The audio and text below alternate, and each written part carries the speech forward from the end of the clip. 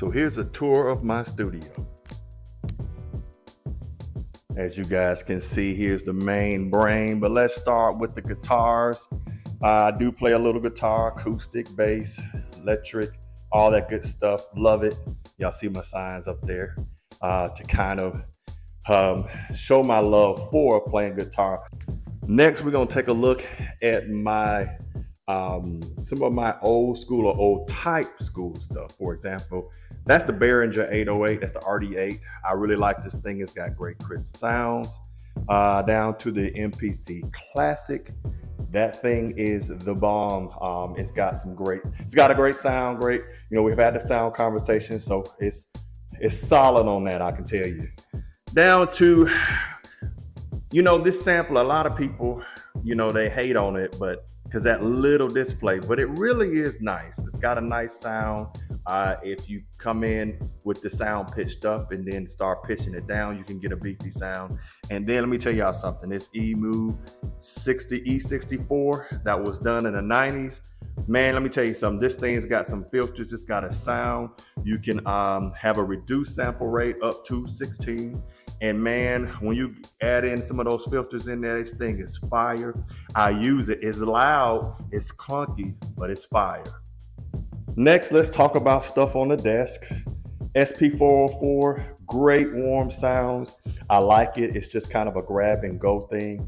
And I really use it for effects more than anything, hooked up to my Key 61. And this thing, I'm telling you, slept on. MPC SE is fire. But this keyboard, and I do R&B mainly, though I do some hip hop, this thing is fire. Now in the box, let me tell y'all something. That Machine Studio, which is old, I think it's about 10 years old. This thing is fire. I highly recommend it. You cannot go wrong with it. And then I've got the Yamaha monitors on both sides. Y'all see my Chewbacca. You got some bar monitors. I love these things. Great bass response. Oh yeah, and I can't forget this Live 2. It's portable and it's a great machine. I highly recommend it. It allows you to be creative on the go. All right, so let's get to some of the other good stuff in here. Y'all see my MPC 3000. Love this thing. Keep it out. It's not going to go anywhere. It's just a staple. What they say about the sound is true. It's fire. If we get over to the ASR 10, fire. It is a fire. I keep it in pretty good condition. And believe it or not, I picked this thing up for $400 a few years ago when people weren't into the sound. And now that sound is coming back, this thing is worth a whole lot. Then y'all can kind of see my my Phantom. That thing is nice. It's got a really nice sound to it. I don't have it on right now, but I do use it because it's got some great key sounds. Next, we have the MV8000. This is probably one of the most slept on drum machines ever made. I'm here to tell y'all this thing is fire. It is very warm. It's powerful. You can see where you hook a monitor up to it. It's got very similar effects like the 303, 404 SP series, and it's fine. And then I'm gonna show y'all my limited edition. Oh man, I don't think I'll ever get rid of it. Now I don't use it a lot. I just put it out for the video, but I generally keep it locked up in a closet. It's kind of like something that I'm gonna always have, just like the other one. It's fire. And then I still use tape. And this is a Tascam 688. Back in the day, if you had one of these, it was fire. But I use it and I run stuff through it because it really gives things a warm sound. I've got a couple of these 644s, which is the 4-track version. But I'm here to tell you this thing right here is fire. Then let me show y'all my drum set. Let me show you the drum set. I play quite a few instruments. I like this thing because I can MIDI it.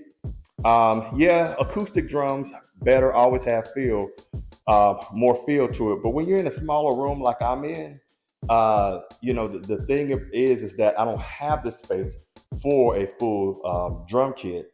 Though I could, I just don't want to be scrunched up in here. And then the other thing is when you MIDI this thing up with like Superior Drummer, or let's say some of the other drum VST, man, I'm telling you, you can get a fire sound out of it. Hey, I want to thank y'all for coming to my studio tour. A lot of this stuff, hey, listen, I know some of y'all have just kind of starting this journey, you don't have to have all this stuff. Really, I mean, the Key 61 is actually pretty good, but I can use everything in the box, or I can make music on an iPad. It really, at the end of the day, it's just about you becoming proficient. Even though I can play a lot of instruments and have done it since I can remember touching stuff. Um, I can sit back and say that's the main thing is work on your craft. Learn to play different things. Sometimes it helps your producer mind expand, and you're able to really direct the session. So anyway, this is your boy DC Carson. I appreciate you guys coming on, checking me out. If I can get you to like and subscribe, I'd appreciate that. Hey, y'all have a good one. DC out.